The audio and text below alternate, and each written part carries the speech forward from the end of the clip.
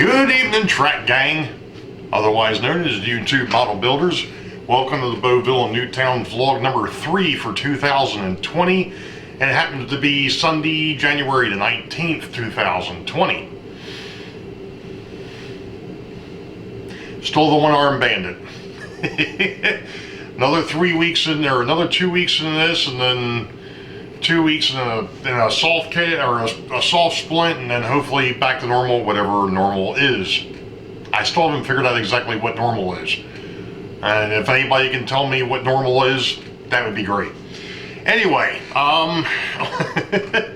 outside of still being in this, I've made some changes to the layout over the last couple of nights. I've been down here off and on, futzing around, doing what I can one-handed, and actually, believe it or not, able to get some things done. Actually came down here earlier this week and went through all of my locomotives. Unfortunately, found out that I've got locomotives that have a problem. And one of the things that kind of really irks me right now is some of the stuff that's in this box.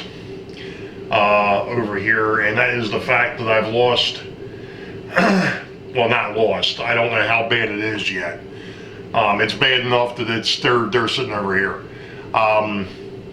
That is both of my Proto 2000 BL2s right now are in the box. My Seaboard FTA is in the box. I forgot what's wrong with it, but it's in the box. My GG1, the motor started smoking. I get a feeling it's just dirt on the contacts that I just have to clean out. I'm hoping that that's all it is. That's the issue with both of the BL2s as well.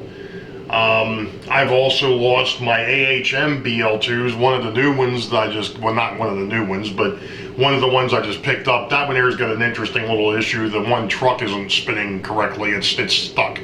That there should be a fairly easy fix. My Atherin SD45, or not SD45, it's actually an SD40-2. It's never run right since the day I got it, and now it's really not running right. I don't know what's wrong with it. I gotta take it apart and see what's going on. My 484 chassis locomotive that I went through and rebuilt the gearing for, all of a sudden it's not running.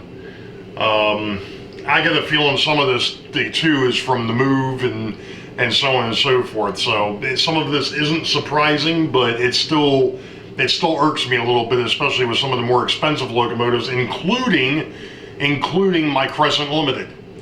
My Mantua Crescent Limited for some reason is not running at all. I'm not sure what's wrong with it, and that really irks me because that's among the most expensive locomotives that I own. Now, the President Washington, the Baltimore and Ohio President Washington, seems to be just fine. So I'm not sure what the deal is there. It's not that those steam locomotives got run that much anyways, but it's just a point of that's a display piece, and if I did want to run it, it would be nice if it ran. So I did not get into my sets yet. I've kind of left those alone. But anyway, getting back to the layout itself, like I said, being one-handed, it's kind of sucked, to say the least. But I have got some stuff done, so you know what? We're going to stop here for a second. We're going to go ahead and go handheld, and I'm going to take you for a quick tour around the ever-changing Boeville and Newtown. So give us a minute, and we'll be right back. Oh, come on, stop. Of course, I realized as I went to pick up the camera, I can't hold it with my right hand. So thankfully, I've got a nice little, I guess, camera stick, for lack of a better term, and I'm going to go ahead and drop this down just a little bit. This will help me from shaking things too much. Okay, you know what? We're not where I wanted to start, so let's go over here first. Let's see, no, I was zoomed in. Okay, I'm zoomed out. All right, there we go. All right, this is now going to be the farm, and yes, it's sitting on top of the folding shelf.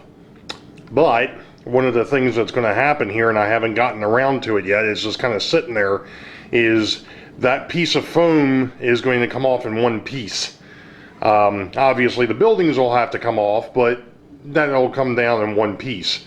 So I can just kind of go ahead and move it. Now, this boot looking piece over here, that actually came from the layout that my father and I had. And it's going to act like a cut. Now, if you notice there's a bit of an overhang, that's because I haven't trimmed this yet, because I wasn't sure if I liked where it was. And therefore, and there's another one here, I haven't trimmed this up yet. I'm still messing with the idea, toying with this whole area over here. Is it something I want to do? Do I want to change it? But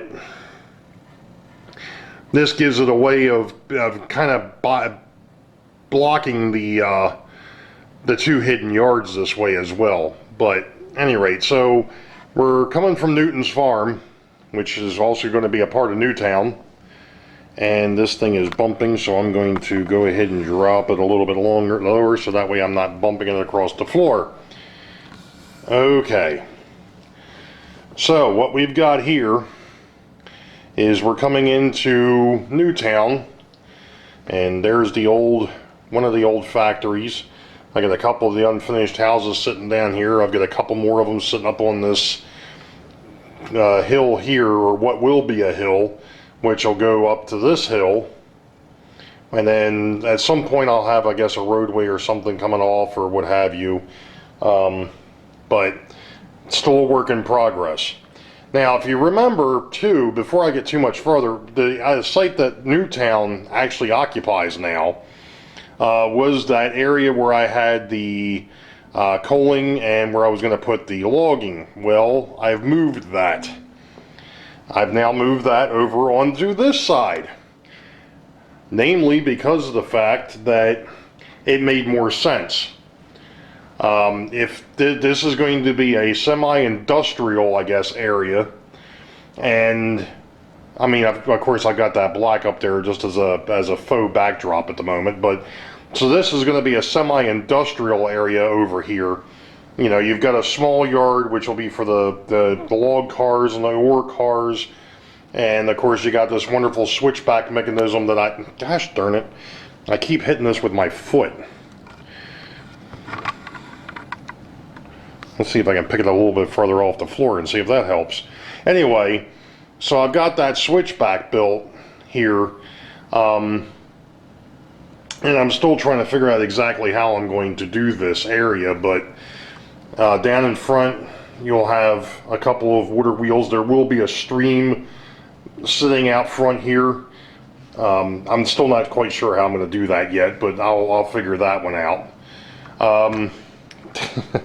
Sorry about kicking this thing with my foot. I'm going to try and move this to the opposite side and see if it's any better. Obviously, I've still got my test power pack sitting up here. I put down the Homa soap for the factory or the warehouse that'll sit over here. I've got the track that'll go behind the back or go through the backdrop for that off layout industrial site. And I've gone ahead and I've actually worked on hiding the tracks that lead back to the storage tracks, or back to the hidden yards, because as I mentioned once before, I couldn't put the backdrop in the middle because I needed some place to put some more houses. So this is just the beginnings of that, and that was actually done with a hacksaw blade.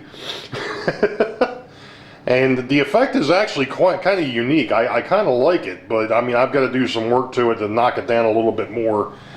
So of course, this area where the bridges are still obviously needs a lot of attention. And then I started messing around with some ideas over here, but you know, this is one of those things that gets me, and you can really see it here. That top part, or that upper mountain here, is actually the color that I had when my father and I built this thing years ago. Somehow or other, when Home Depot tried to match the color, they came up with that crappy brown that's on the bottom. So I've got to get some new brown paint mixed to where it'll match the top, which is the way it's supposed to be. So now we're over into well, it will be Boeville, and of course I've got a couple of things sitting over here. Nothing really has changed over here yet. Gosh darn it. I keep hitting the stupid foot of this pole that I'm using to hold the camera.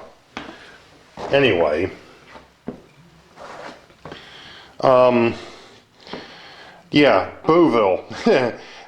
Kind of on hold at the moment. Namely because of the fact that when I got a hold of Midwest Model Railroad the other day, they don't have the 19-degree crossings that I need in stock, and Atlas is not letting them know when they're possibly going to get them. So I'm going to still place an order with Midwest and get my curve switches and everything else that I kind of need, and I'll just have to wait on my 19-degree crossings.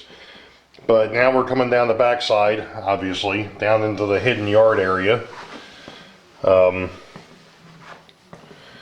So this here is all pretty much now. I've got a car sitting on here because I was testing how high I wanted to make that hill so that you can still get your hands behind it. And there are all of the working locomotives so far, including my RDC. My RDC pair is running. So all these have been on the layout. They've all been tested. They have all ran, which is wonderful news. But, you know, I've still got work to do. Let's see, what else have we got going on here? I kind of was playing around with the tracks. I think I kind of showed that in the last vlog back here. I've got the coaling station sitting back here for the moment just to get it out of the way. So while I was working on that switchback, I've still got some work to do on it. I'm still not 100% certain or 100% sold on that. So now we're coming back around, and we're back to where we started this, this tour. So I'm going to stop here for a moment, and we'll be right back. Sorry, trying to find different ways of doing this, and of course I'm sitting right underneath one of the lights. But, you know, this thing, I mean, I've still got to work on the electrical. I mean, here it is. I've got the stuff on top of here already, but that's because I need to figure out what or where things are going to sit. I need to figure out if my passenger cars are going to have a problem with what I'm setting up. You know, things of that nature. So yeah, I might be getting a little bit ahead of myself because I haven't actually finished the electrical system yet. I'm still waiting for a buddy of mine to come over and help me out with it going into the where it goes into the panel itself. You know, he wants to come over, check everything out, and make sure it's good before which is fine. Hey, I'm 100% for it, absolutely, because I'm not an electrical guy, you know. But you know, I need to know if the passenger cars are going to have any type of issues with the track arrangement. I need to make sure that everything is working the way it's supposed to. I've already found a couple, when I was running the locomotives down here the other night, I found a couple of issues, fixed those. Obviously, you know, when I get around, or once I get back to being able to use both hands, I'm going to start dropping feeders and running wire and, you know, so on and so forth for the actual track power. I've also got to still break this thing up into electrical blocks. I haven't done that yet because of the fact that I'm still doing straight DC. So I want to put it into, I've got ideas as where the blocks are going to sit. And if you noticed, I forgot to really point them out, but let me see if I can do it this way. If you look over here, let's see if this is on camera. If you look over here, there is a set of switches. That is so that if there is a freight train that's working the switchback, a passenger train can still get around him and be able to continue his route north. Because the inner loop is the northbound, the outer side is southbound. So, you know, this way a northbound passenger train can get past the sitting northbound freight train. I'm also gonna put a block over. Actually, there'll be another block that'll basically be from here to just over the bridges. So that way, I keep kicking these things. I'm sorry. This time it's the tripod. That way, if there's a train that's coming in or out of the yard, and I've got another train coming south, you can get around him if it's a through train. Those types of things. So there's going to be a couple of blocks on the main part on the outside here. On the back side, there really isn't any type of blocks. But what there will be on the back side, obviously, with that yard is I'll have my yard dead tracks. So that way we can pre-stage, and I think I mentioned that one in the last video, or the last vlog, that we'll have, we'll actually be able to stage 3 trains in the hidden yards, so that way we don't have to worry about, you know, somebody there. Here comes an inbound. I got to take that one off and put another one on right away. I can bring the north or whatever one coming in. The inbound can come in. I can get that one off as there's another train already leaving. Once I get the inbound off, I can go ahead and once the other train is left, I can start building up the next outbound, or not the next outbound, but another outbound. So I'll have, you know, on both sides there'll be a total of 6, but you'll have 3 outbound north, 3 outbound south. So that way we can just keep on moving. And like I said too, one of the things with this is the fact that it is a continuous loop as well. So I can do both. I guess once this thing gets set up, I can come down here, I can flip a switch, and I can watch trains run. Or if I've got, I was telling somebody the other night, if I've got 5 other people, because that's what I figure it'll take to run this thing effectively. If I've got 5 other folks down here, then I'll be able to run it like an actual transportation system, or at least somewhat close. Obviously, you know, maybe I've got this thing set up to do more traffic than it's really actually able to handle, but I'm going to try a few things. I'm not going to go full bore into it. I've got it set up to where I think it ought to be somewhere down the line. But starting off, obviously, it won't be quite this intricate. It'll be, okay, let's send a train out. Yeah, okay, let's send another train out, so on and so forth. But you know, you've got to kind of keep these things in your head as to how this thing is actually going to play. And that's exactly what we're doing. We're playing trains. We're trying to mimic a transportation system. So that's what I'm doing. Now, you know, it was funny, I was sitting here thinking to myself the other night, you know what, there is absolutely no grade outside of the switchback on this layout. This layout is basically pretty much flat, just like the last one was. The only difference is the fact that I've got the dip over there where the bridges are. You know, I've got these hills that are going to be in the background. But the tracks themselves, I don't actually have a grade, and I kind of like that because, you know, people would probably think I'm out of my mind. Of course, people have been saying that about me for years, but, you know, then this way I don't have to worry about how many cars I can put on a train. Is the train, if I stop it, is it going to start going backwards if I disconnect it? You know, I don't have to worry about any of that. You know, the only place, like I said, that I've got any type of gradient is going to be on the switchback area for the logging area and the coaling area. So, you know, call me nuts, whatever you want. Oh, it's not realistic. You don't have any grades. Yeah, okay, fine. I'm sorry. I'm not a rivet counter. I'm not going to sit here and even pretend to be close to that. So this is what I wanted. It's coming out pretty close to the way I was thinking it would. I've still got a long way to go. I mean, I've got to, believe it or not, but I've actually, once I test this thing out, I've got to rip everything back up again so I can actually put it down permanently, or semi-permanently, because nothing should be permanent, because you never know if you have to make a change. So, you know, I've still got to go back through once I get things in place, once I figure out where everything is going to sit, then I got to tear it all back apart and do it again. Fun! So, but that's where we're at. That's what we got, you know? That's where we're at. So, you all know the deal. Wait for the highball. Green tracks ahead. Be safe. God bless. We'll catch you all next time. See ya.